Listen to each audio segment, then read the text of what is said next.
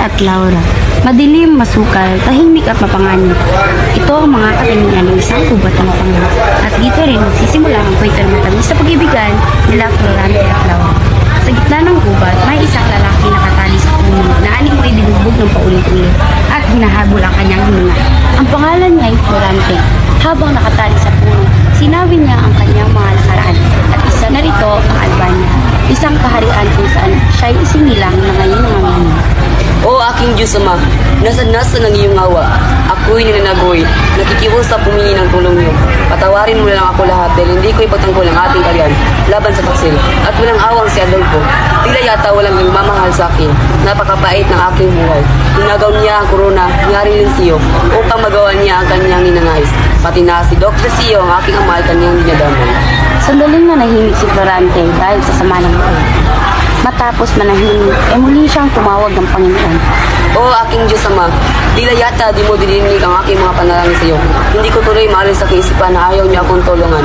Kung gayon, paano na ako? Sino ako malapitan at makakapitan kung ang Diyos mismo ay ayaw niya akong tulungan? Paalam na, Albania, aking sinilangan. Patawarin mo lang ako dahil hindi kita ipagtanggol. Paalam na, bayan ko. Paalam na rin sa iyo, Adolfo Malupit at Laurang Taksil. Paalam na sa inyo. Habang nagdudusa si Florante sa gubat, isang gererong murong nagngangalang Aladin ang dumating sa gubat na pagod at naghahanap ng pagpapahingahan. O Floreda, o tadhana, kilupit mo, kinuha mo ang minamahal ko. Habang si Aladin ay umiiyak at nagdudusa, ay may narinig siyang tinig sa kagubatan at pagkatapos ay may nakita siyang isang lalaki. O ano yung tinig ng aking narinig? Tinig ng isang taong naghihilagkas na tao.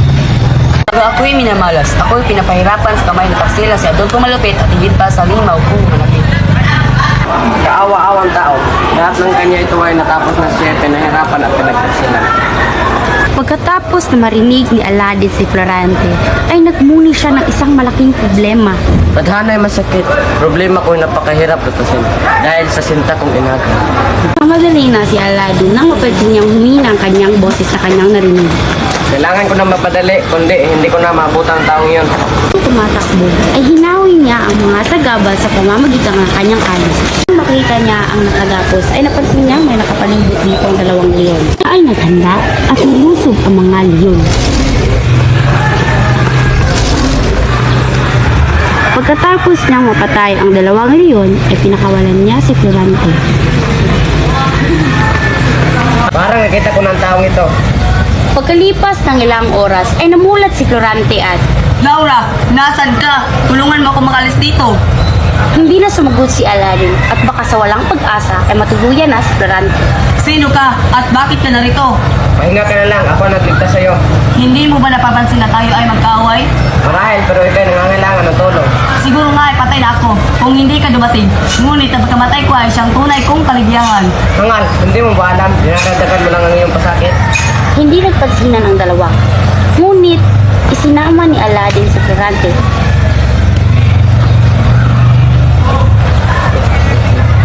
Sinama ni Aladin si Florante sa kanyang pagpapahingahan.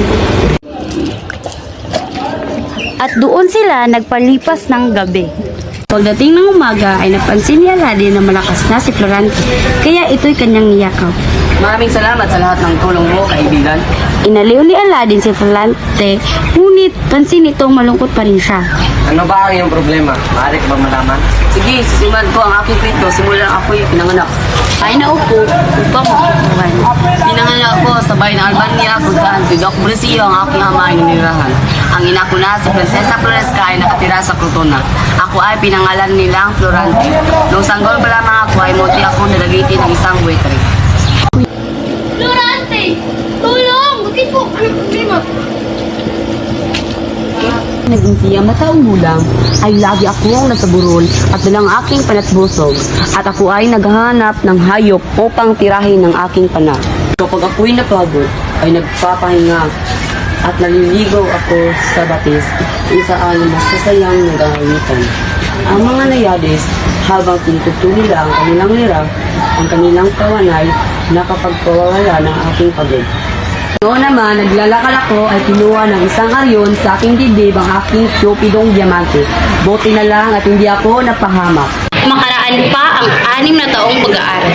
Florante, nabati kita. Alay ko ba sa filosofiya, ekonomiya at matematika? Salamat po. Dito nagsimulang magalit si Adolfo dahil nasasapawan na siya ni Florante.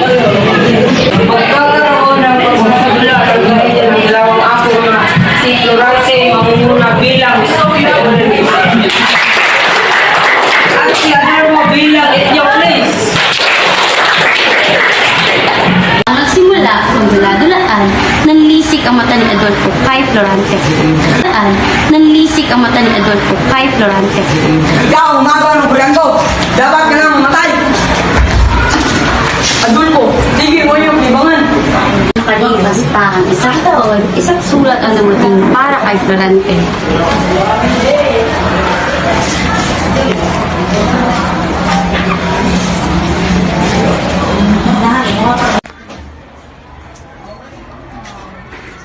Hindi mahalay na. Bakit mo ako iniwan? Di man lang tayo nagkita sa matagal na panahon. Hindi ka maaaring mamatay. 2 buwan pa si Florante sa Atenas bago dumating ang kanyang sundo. Maestro, paalad ako. Florante, tandaan mo, palaging mag-ingat kay Adolfo. Salamat po sa lahat. Katandaan ko po ang inyong bilin. Mag-ingat ka, Florante. Kapag nangailangan ka ng tulong, nandito lang kami. Minandro, sumama ka kay Florante sa Albania. Salamat po. Paalam na po. Oo, aking ama. Oo, bunso. Isang araw, may dumating na isang mensahero.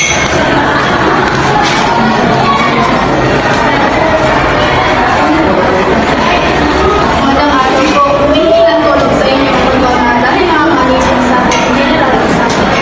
Saan ninyo ang aming tulong?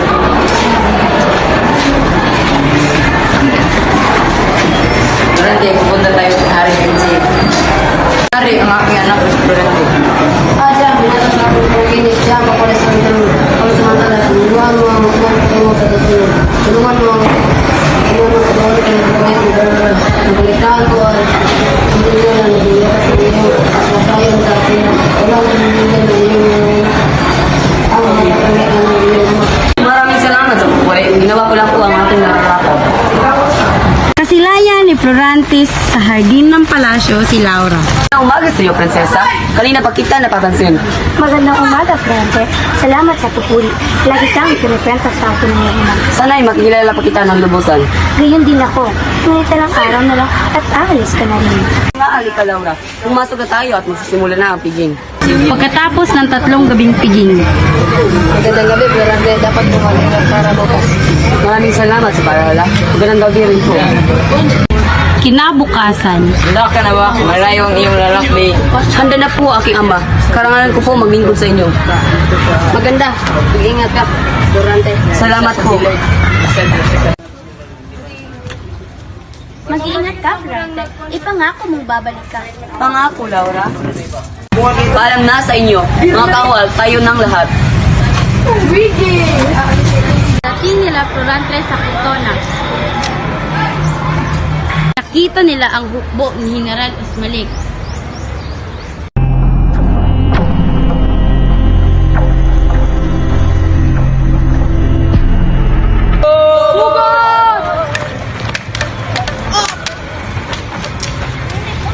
Nanalo tayo! Mabuhay, Albania!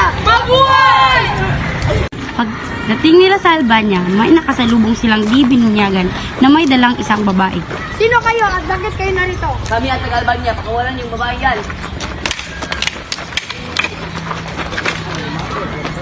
Pini, mawalang galang na pero ngayon lang kita nakita rito. Maaari ko bang malaman ang iyong pangalan? Ako ang ka, Frente. Si Laura. Laura, bakit ka nandito? Gusto ko lang malaman ang iyong kalagayan. Salamat sa pagbabala. Saan naging mabuti? Mabuti naman ako. Pero Florante, kailangan ko ng tulong. May bayang malapit dito na pinagtatagwa ng mga murong lumakot sa akin. Iligtas mo siya. Paano kung may masamang mangyari sa kanya? Paano kung... Ako ang bahala. Iligtas ko ang iyong ama sa maabot ng aking pagkano. Makalipas ang ilang linggo. Nanalo ulit tayo, Albania! Sa pagpuli, ginawa ko lang po ang aking nararapat. Matapos noon ay bumalik ang lahat sa Albania. pagdating niya ay pinaligiran siya ng mga kawal. Anong ibig sabihin ito? Nanakalagalit, ayaw mong saktan. Dinala si Florante sa palasyo at nakita niya si Adolfo. Kumusta na, Florante? Matagal na tayong hindi nakikita. Walang iya ka! Anong ginawa mo, Laura? Minahon ka. Nasa mabuting kalagayan si Laura, ngunit ikinalungkot ko, magpaalam na inyong ama na si Duque Briseyo. Papatayin kita! Papatayin kita! Mga kawal, ialis niyo ito sa aking harapan. At doon nagwakas ang pagsasalaysay ng buhay ni Florante. At ganoon ang nangyari. Hayaan mo, ako naman na magsalaysay ng aking mo. Ang ngalan ko'y Aladdin, mula sa siyudad ng Persia, anak ng bantog ni Sultan Ali Adem. Kaya ako narito dahil sa pinagtaksilan ako ng sarili kong ama. Sa kabilang bahagi ng gubat, Anong gagawin mo sa akin? Saan mo ako dadalhin? Tama ka na lang. Tigil mo yan!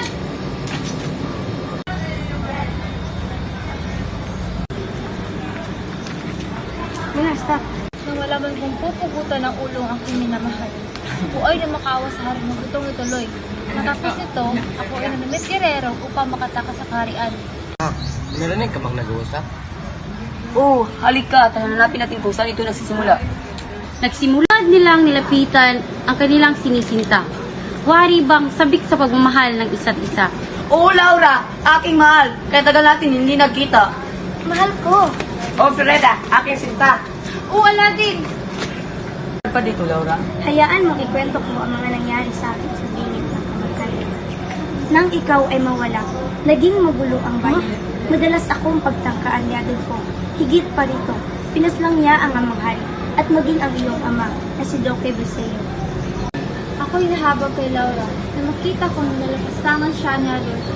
Kaya kinuha ko ang gusto at palaso at pinanak ko sa tibig ang walang awang hangal.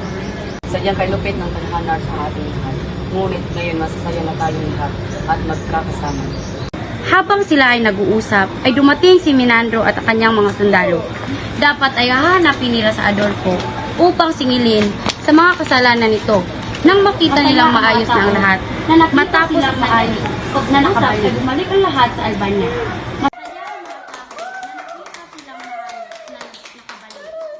Namang dinaos ang kasalan ng Florante at Laura.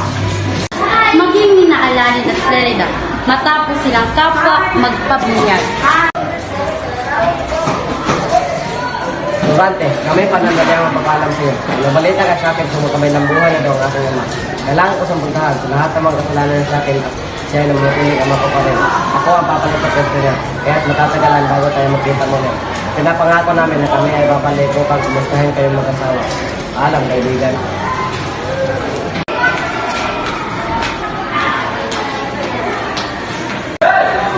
Dahil sa pagamatay ni Haring Linceo at Duque Briseyo, ay pinalitan sila ni Florante. Sa kanyang paghahari, nanumbalik ang dating katangian ng kaharian, na mauli ang kapayapaan, umunlad muli at bumalik rin sa dati ang mga tao.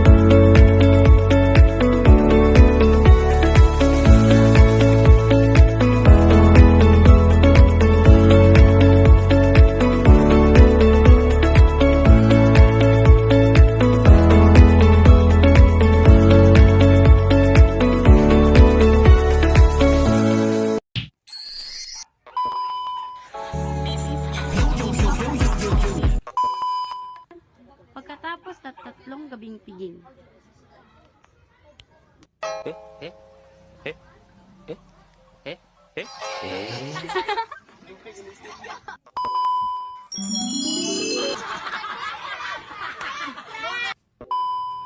ibig sabihin nito?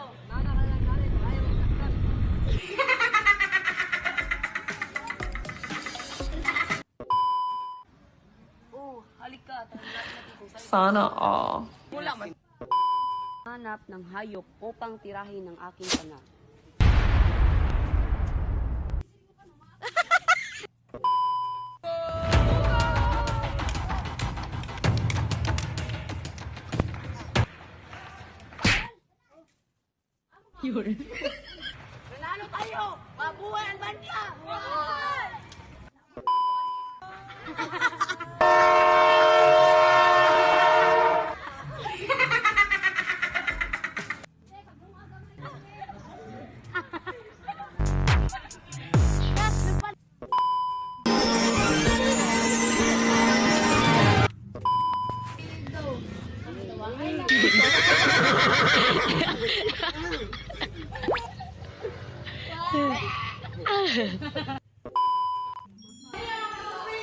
At doon nagtatapos ang Florante at Laura.